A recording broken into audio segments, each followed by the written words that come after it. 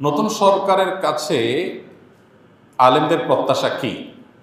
আলেমদের প্রত্যাশা কি? আমি তো আর সব আলেমদের প্রতিনিধি না যে সবাই আমাকে দায়িত্ব দিচ্ছে আমি সবার প্রত্যাশা বলে দিব। তবে আমার ধারণা ওলামা একরামের প্রত্যাশা, সর্বস্তরের মানুষের যে প্রত্যাশা রয়েছে সেটা আসলে পরিমাণে অনেক বেশি না, যদি আমাদের সমাজের সমস্যা অনেক বেশি।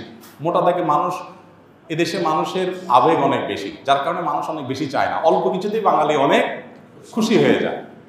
আর কিচ্ছু না করে যদি শুধুমাত্র এদেশে দুর্নীতিটা দূর করে ফেলতে পারে কেউ, তাহলে আমার মনে হয় এদেশে মানুষের আর অন্য কোনো বিষয়ে দুঃখ খুব একটা থাকবে না। যদি দুর্নীতি মুক্ত সমাজে কোথাও কোনো টাকা লাগবে না, মামু খালু লাগবে না, হাই হ্যালো লাগবে না, সবার জন্য একরকম নিয়ম থাকবে, এটা যদি করা যায়, অর্থাৎ অবিচার, বৈষম্য, জুলুম, চাঁদাবাজি, ঘুষ, এগুলোকে যদি জাদুঘরে পাঠিয়ে দেওয়া যায়, এগুলো যদি করতে দেওয়া না হয়, জিরো টলারেন্সে যাওয়া হয়, এটা যদি প্রতিষ্ঠা করা যায়, আমার মনে হয় এই সরকারের কাছে, নতুন সরকারের কাছে মানুষের এর চাইতে আরো অনেক ডিমান্ড আছে, কিন্তু এর চাইতে বড় ডিমান্ড আমার মনে হয় আরেকটা নাই। দেখুন, আমি প্রায় সময় বলি 50 বছরের বেশি সময় হয়ে গেছে আমরা দেশটাকে স্বাধীন করেছি, আমাদের বাবারা চাচারা স্বাধীন করেছেন। তো 50 বছর বেশি হওয়ার পরও এই দেশে এতগুলো সরকার আসছে গেছে, কোন সরকার এদেশের মানুষের খাবার, মুখের খাবার এবং পানীয়টাকে নিরাপদ করতে পারে নাই। পৃথিবীর বিভিন্ন দেশে আপনারা যাবেন, যারা বিভিন্ন দেশে গেছেন, আপনি পানি পান করবেন, পানি পানের যে ব্যবস্থাপনা একটা রাষ্ট্রে সব জায়গায় আছে, 100% সেফ, নিশ্চিন্তে আপনি পানি পান করতে পারবেন। আমরা যখন বাইরে যাই, আমাদের দেশে দোকানে গেলে, মুদি দোকানে গেলে একটা কেকের প্যাকেট, একটা বনের প্যাকেট বা একটা আপনার ফাস্টফুড আইটেম, এটা মুখে দিতে আমরা 10 বার চিন্তা করি। রাস্তার পাশে যে সমস্ত চটপটি বানায়, এটা বানায়, এগুলো খাইতে আমাদের 10 বার চিন্তা হয় যে না জানে কি দিয়ে রাখছে, না জানে কিভাবে তৈরি করছে, তাই না?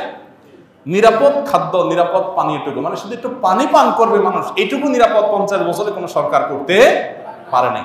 কিন্তু আপনি বাহিরে যাবেন, অবাক হয়ে যাবেন, থাইল্যান্ডের রাস্তা রাস্তা যে আপনার স্ট্রিট ফুড আছে, 100% টেনশন মুক্তভাবে আপনি খেতে পারবেন, কোনো টেনশন নাই যে এগুলো অন্তত হেলদি। হালাল হারাম এর ব্যাপার আছে, সেটা ভিন্ন বিষয়, কিন্তু একেবারে টেনশন মুক্ত হেলদি, অর্থাৎ এটা তারা নিশ্চিত করছে কেউ কোনোভাবে এগুলোতে কোনো অন্যায় করতে পারে না। আর আমাদের এখানে পুলিশে কিছু টাকা দিয়ে দিতে পারলে সব হালাল, আর পুলিশে টাকা না দিলে হালাল জিনিসও কি হারাম হয়ে যায়, দৌড়ের উপরে থাকা লাগে। তো এই পরিস্থিতির অবসান হওয়া দরকার। অতএব নতুন সরকারে যারা আসছে, আমার মনে হয় তাদের প্রতি যে ডিমান্ডগুলো আছে, এর ভিতরে 1 নম্বর হলো সংখ্যালঘুদের নিরাপত্তার ব্যাপারে এই দেশে মানুষ খুব কনসার্ন। আশেপাশের অন্যান্য দেশের তুলনায় আমাদের দেশে সংখ্যালঘু নির্যাতন তাদের তুলনায় অনেক কম হয় আলহামদুলিল্লাহ, কিন্তু সেটাকে আরো আমরা কমে আনতে চাই, আনা উচিত আমাদের। সে ব্যাপারে সচেষ্ট থাকার পাশাপাশি এদেশের সংখ্যা, যেই ধর্মের মানুষ সবচেয়ে বেশি মুসলমান, তাদের চিন্তা চেতনা, তাদের বিশ্বাস, ধ্যান ধারণা যেন সরকারের সিদ্ধান্ত, তাদের কথায় কাজে যেন প্রতিফলিত হয়। এদেশের মানুষ কথায় কথায় বিসমিল্লাহ বলে, কথায় কথায় আল্লাহর নাম বলে, এখন এদেশের শাসন যারা করবেন তাদের মুখে যদি সেগুলো না আসে, তাহলে সেটা কখনো জনগণের আশা আকাঙ্ক্ষার প্রতিফলন হতে পারে না। অতএব প্রথমত তাদের কাছে আমাদের চাওয়া হলো, আলেম সমাজ বা আমার একজন আলেম হিসাবে আমার চাওয়া হলো, সংখ্যাগরিষ্ঠ মানুষ যে মুসলমানরা আছে, তাদের চিন্তা চেতনা, তাদের আদর্শ, বিশ্বাস, এটার প্রতিফলন যেন সরকারের সকল কাজে কর্মে পদক্ষেপে হয়, এ ব্যাপারে তাদেরকে সতর্ক থাকতে হবে। দ্বিতীয়ত যে প্রত্যাশা তাদের কাছে, সেটা হলো জুলুম, চাঁদাবাজি, পেশি শক্তির যে অপব্যবহার, এটার কারণে যে আমরা অতিষ্ঠ, সে বিষয়টাকে তারা যেন দূর করতে পারে। ধরুন আমাদের সমাজে এই যে জুলুম, চাঁদাবাজি, এগুলোর কারণে কি হয় আপনারা সবাই জানেন। একটা সবজি উৎপাদন করে যে গ্রামের কৃষক, ওই বেচারা সেটার যে দাম পায়, শহরে আসার পর সেটা যে বিক্রি হয়, এখানে গ্যাপ বা ব্যবধানটা আকাশ আর পাতাল।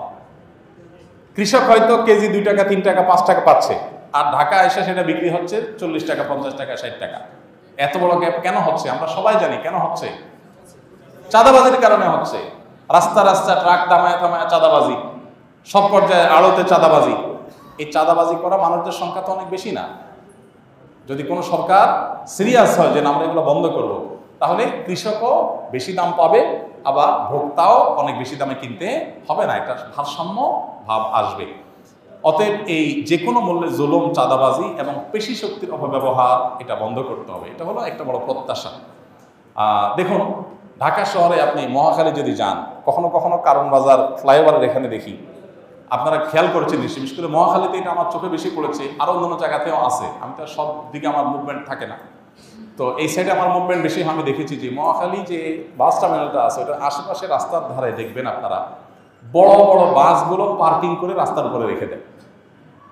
সন্ধ্যা সারাদিন ট্রিপ মেরে এসে সন্ধ্যার পরে পার্কিং করে, সকাল পর্যন্ত পার্কিং থাকে। এখন আপনি রাত 8টা 9টা বাজে যদি ওই রোডে যান দেখবেন বিশাল জ্যাম। কেন জ্যাম হয়েছে? কারণ রোডের অর্ধেক 3 লাইন পার্কিং, 3 লাইন কি করছে, বাস পার্কিং করে ধুয়ে দিছে, সকাল পর্যন্ত এটা পার্কিং এ থাকবে। তো জনগণের ট্যাক্সের টাকা রাস্তা হয়েছে, যেই বাস কোম্পানি ব্যবসা করতেছে এটা কি তার পার্কিং এর জন্য আমরা টাকা দিয়ে রাস্তা তৈরি করেছি? কোটি কোটি টাকা দিয়ে তুমি বাস কিনতে পেরেছো, তোমার বাস রাখার জন্য পার্কিং এর জায়গার ব্যবস্থা কেন করতে পারো নাই? পারে নাই এই জন্য যে এখানে সে গায়ে রাখার বিনিময়ে এখানে যারা দেখবে দেখভাল করবে সে পুলিশদেরকে চাঁদা দিয়ে ম্যানেজ করে ফেলছে। কত টিভিতে এটা নিয়ে নিউজ হয়েছে, কিন্তু এটার কোনো অবসান হয় নাই। সিএনজি আলাদেরকে দেখবেন যে মান্থি কে না জানে, এগুলো ওপেন সিক্রেট। মান্থি জানেন না আপনারা? যে মাসে মাসে চাঁদা দেয় পুলিশ অফিসারকে, তার কার্ড থাকে, যে কোনো জায়গায় দেখলে ছেড়ে দেয়। মানে জুলুম, চাঁদাবাজি এগুলো এত খুল্লুম খোলা হয়ে গেছে যে এটা সমাজের রন্ধ্র হয়ে গেছে। অতএব আমার মনে হয় অন্যান্য মানুষের মতো আলেমদেরও প্রত্যাশা হলো যে জুলুম, চাঁদাবাজি এবং পেশি শক্তির ব্যবহার বন্ধ করা।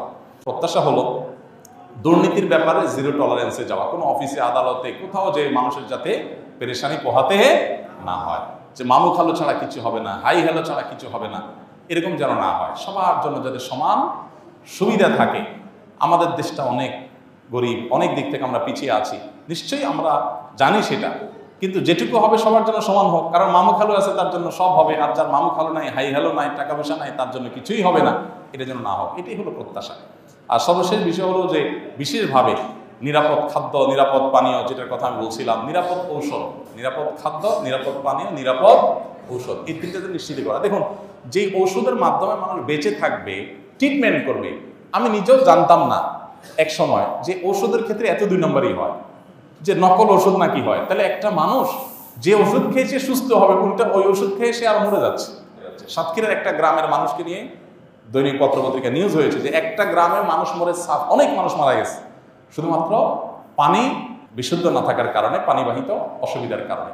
আমার নিজের বাসায় এই যে কয়দিন আগে পরপর 3 জন জন্ডিসে আক্রান্ত হয়ে চরম অবস্থা হয়ে গেছে, মরণাপন্ন অবস্থা হয়ে গেছে। পরে চেক করে দেখা গেল সমস্যা পানিতে।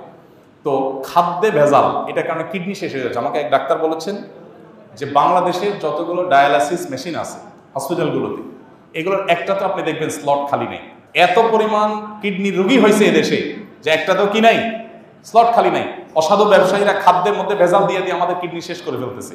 ক্যান্সার রোগী ঘরে ঘরে হচ্ছে, হার্টের রোগী এত বেশি যে হার্টের অসুবিধার কারণে, হার্ট অ্যাটাকের কারণে মানুষের মৃত্যুবরণটা এখন ডাইভার্ট হয়ে গেছে। এখন এগুলোর জন্য দরকার কি? আমাদের পানীয়, আমাদের খাদ্য এবং ঔষধ, এই তিনটাতে ভেজাল করলে সর্বোচ্চ শাস্তি মৃত্যুদণ্ড রাখা উচিত। কারণ আপনি এগুলোতে ভেজাল দিয়া মানুষকে মৃত্যুর মুখে ঠেলে দিচ্ছে, এটা মানুষ হত্যার কাজই করতেছেন। অতএব এবারে সর্বোচ্চ টলারেন্স রাখা উচিত, কোনো চেহারা না দেখে।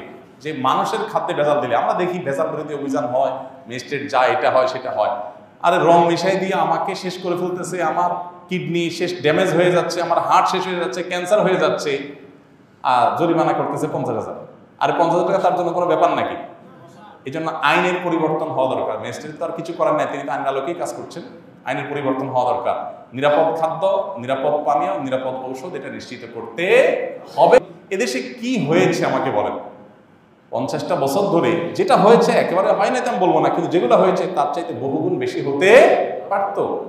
অপশাসন যদি বন্ধ হতো তাহলে মানুষ অন্তত এই জিনিসগুলো পেতে পারত। আমার মনে হয় মানুষের যে নাভিশ্বাস হয়ে গেছে, এই অবস্থা থেকে দূরের জন্য মোটা দাগে এই যে পয়েন্টগুলো আছে, দুর্নীতির বিরুদ্ধে যদি জিরো টলারেন্সে যাওয়া হয়, ধর্মীয় বিষয়ে যে আপনার সাধারণ মানুষের চিন্তাধারার বিরুদ্ধে চিন্তাধারা মানুষের মধ্যে পুশ করার অপচেষ্টা করা হয়, এটা খুব ভয়ঙ্কর একটা বিষয়। এটা যে কোনো একটা মুহূর্তে আপনার করতে করতে মানুষের ক্ষোভ চরম আকারে পৌঁছে আপনার সেটা ব্লাস্ট হতেও পারে। এই জন্য বিষয়ে সর্বোচ্চ সাবধান থাকতে হবে।